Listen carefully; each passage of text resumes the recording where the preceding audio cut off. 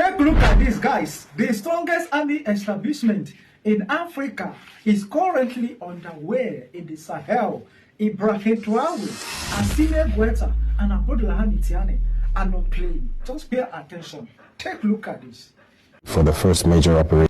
In a few days, the major chapter should be ready for the first major operations. The force needs to have its means of action. If it decides to intervene somewhere, it will do so with all its resources. And so, for example, in this area, we are quickly strengthening capabilities, because when we talk about capabilities, we need autonomous power. Ouagadougou, July 10th, 2026. A room full of generals, one president. 3 West African nations just quietly built something Africa hasn't had in 50 years. A real army, answering to no one outside the continent. And right now, in capitals thousands of miles away, people in suits are watching this meeting very, very closely. Because what happened in Ouagadougou this week isn't just a military briefing, it's a warning shot. Before we go further, let's ground this in fact, not hype. This channel doesn't chase rumors. We track troop numbers, roadmaps, official statements. Because the Sahel story is too important to get wrong. So here's exactly what happened. President Ibrahim Traore of Burkina Faso, who now also chairs the AES Confederation, sat down with the defense ministers of Burkina Faso, Mali, and Niger. Not for a photo op, for year 2 of a roadmap that could reshape security in West Africa. Let's rewind first, because you need to understand what AES actually is. Less than a year ago, Burkina Faso, Mali, and Niger did something no colonial map, no old alliance ever expected. They walked away from ECOWAS. They walked away from decades of Western aligned security frameworks, and they built their own, the AES Unified Force. At launch, 5,000 troops, well-equipped, battle-tested, answering only to the Confederation. Today, that number has grown to 7,000. And the plan on the table right now is to triple it. Pause on that for a second. A brand new alliance, barely 3 years old, already fielding a joint force that can move across borders, strike in real time, and coordinate without asking permission from Brussels, Washington, or Abuja. The African Union took over 50 years to build joint defense frameworks that still mostly exist on paper. ECOWAS, the same story. AES did it in under 3 years. That's not an accident. That's a message. Here's where it gets interesting. This force isn't sitting in barracks. It's already active, right now, in the Liptako-Goma region.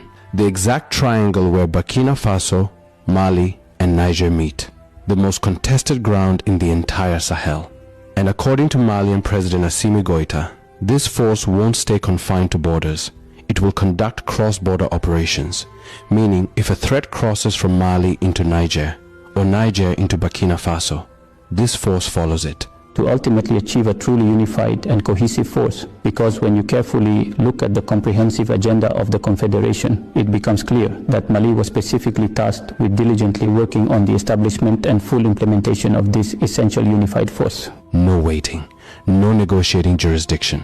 That is a level of military integration most regional blocs on earth have never achieved. And 2 more countries, Togo and Chad, have already shown up to observe. Which raises a question every analyst in every foreign ministry is quietly asking right now. How far is this alliance about to grow? So there was then a comprehensive training phase with extensive tactical exercises meticulously held in Niamey, the capital city, as well as in various other significant Sahel states and regions. Togo and Chad also participated, so that was the beginning of the ramp-up phase. There was also the comprehensive training of essential staff officers, meticulously conducted by the esteemed Allo Blondin Medical School, located in Mali. Consequently, all these concerted and strategic actions collectively made it entirely possible to successfully build up a truly unified and cohesive force. Therefore, we diligently established the fundamental and comprehensive standards for this newly formed unified force.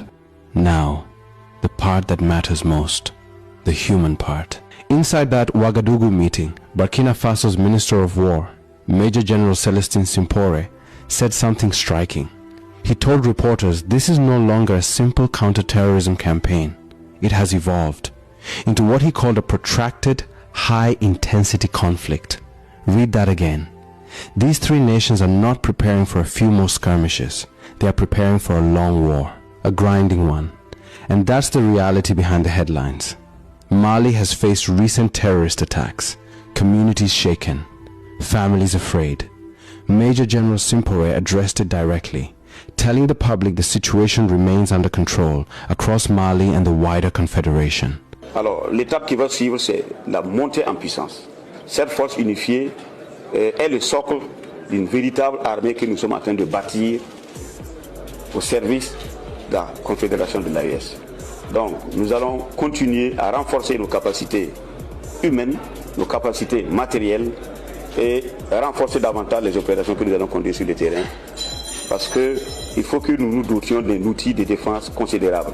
Le monde a un tournant particulier et vous voyez que les crises sont perlantes et il est de l'intérêt des États de l'AES de mettre en commun une véritable force. Une force pour laquelle les hommes seront dédiés au commandant de la force qui sera à mesure à tout moment d'intervenir n'importe où dans l'espace AES. Donc cette force devrait être à mesure d'être opérationnelle à tout moment, 24 heures sur 24. But here's what he's really saying between the lines. We know this fight isn't ending soon, and we are done waiting for outside help that never fully came.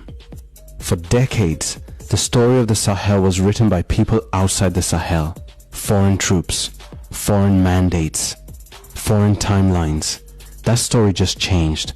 Now it's 3 presidents, 3 armies, 1 command structure, built by Africans for African sovereignty. And that is exactly why so many outside powers are rattled. Think about what a unified, cross-border, rapidly growing African force actually threatens. It threatens old security contracts. It threatens military bases that assumed permanence. It threatens the idea that African security has to run through foreign capitals. Every time AES grows, every time that force number climbs from 5,000 toward the triple target being discussed right now, the old order loses a little more leverage. That's not speculation. That's why Ouagadougou had defense ministers flying in. That's why the language coming out of this meeting was about legal documents, operational coordination, sustained preparation. This is not the language of a symbolic alliance. This is the language of an alliance preparing to last. And here's the part that should stop you mid-scroll. AES did in 3 years what ECOWAS couldn't do in over 5 decades. What the African Union, founded generations ago, still hasn't fully achieved. A real joint force. Actually deployed. Actually growing. If that trajectory holds, the balance of power across an entire region of Africa could look completely different within the next few years. So where does this leave us? 3 nations that were told they couldn't survive without outside protection just built the fastest growing joint military force on the continent. 7,000 troops today. A tripled force on the horizon. Active operations in the Sahel's most dangerous corridor. Cross-border authority already in motion. And 2 more nations already watching from the doorway. This is bigger than a defense ministry meeting. This is a confederation writing its own security future in real time, while the rest of the world scrambles to figure out what it means for them. And this is only year 2. If AES keeps this pace, the next roadmap review could look nothing like this one. We'll be tracking every troop number, every roadmap update, every move Traore, Goita, and the AES command make next. Because this story is not slowing down, it's accelerating.